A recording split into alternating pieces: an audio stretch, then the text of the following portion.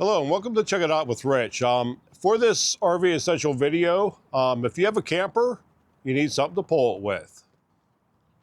Okay, this is a 2024 Ford F-350 dually, and it is a 6.7 Power Stroke diesel. Okay, as of tomorrow, we'll have this truck for 2 months. Now, mind you, it did break down on us on our first trip.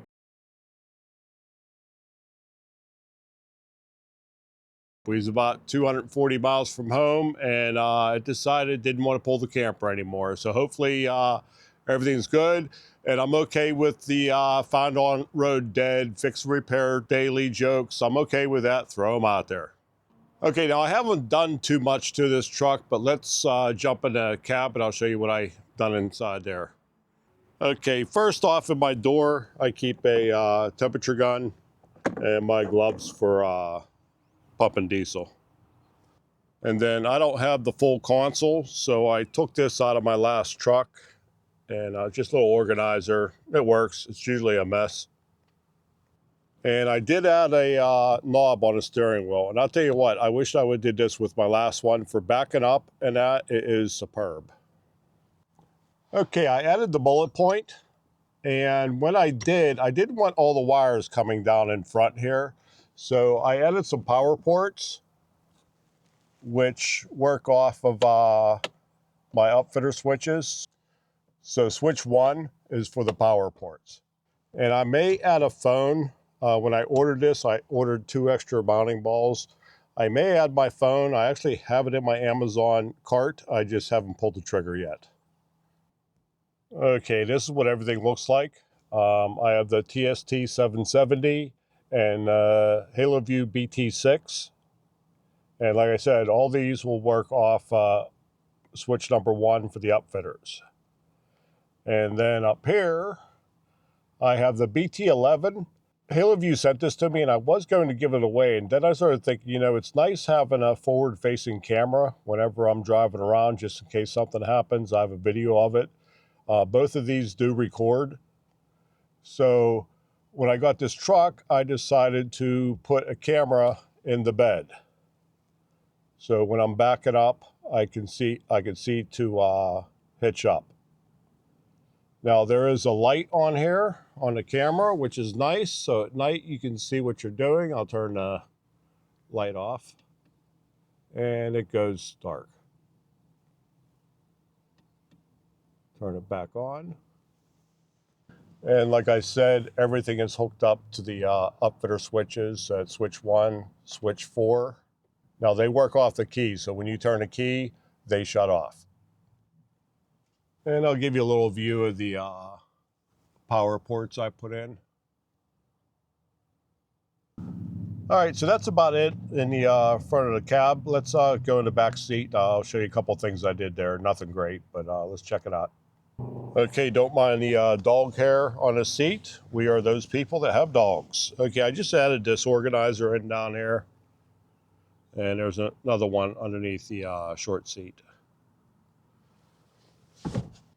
Okay, this seat does not come down. The other side does. But I looked online, there's a wee little knob back there that you can pull up to drop this down. Now, why they don't have this come down from the factory easily, I mean, that's a lot of storage back there. But here's a little nub that you have to pull up on. And I added this piece of cable. But so far, I haven't locked it in. It's been staying up on its own. Now, there is a company that manufactures this latch. It's like $35. It's not that bad. If I decide that this is falling down or something, I will go ahead and order that. I'll put a link in the description for that and anything else I throw in. And if you should go in through any of my links, I could possibly get a small commission, which helps the channel out. All right, let's check out the bed of the truck and see what all I've done there. Okay, number 1, I've added my certified YouTube mechanic sticker. And then I took the mud flaps off my last truck. They're not wide enough, but it does keep a lot off the camper. Okay, next thing, I added a Gator roll-up bed cover. It was pretty cheap, like, I don't know, 250 bucks. Someday I get the money, I'd like to get a hard one, but it works pretty good for now. Keeps everything dry. Okay, there's the camera. When I originally put this camera together, I put a magnet on the back of it, thinking I'll just stick it anywhere on the truck. The whole truck's aluminum, so I had to mount a plate on there. And the reason I really wanted it is because I have the Anderson hitch. So when I'm by myself, I can look in the mirror while I'm backing up and make sure that I'm over top of the ball so I can drop the camper on it. And then I mounted my chains like this so I don't have to crawl in to hook up the chains. So far, this has been working pretty good. Now, we've only done it twice, but this has been working pretty well. Okay, I also picked up this toolbox on Marketplace for 150 bucks. I think I did pretty good.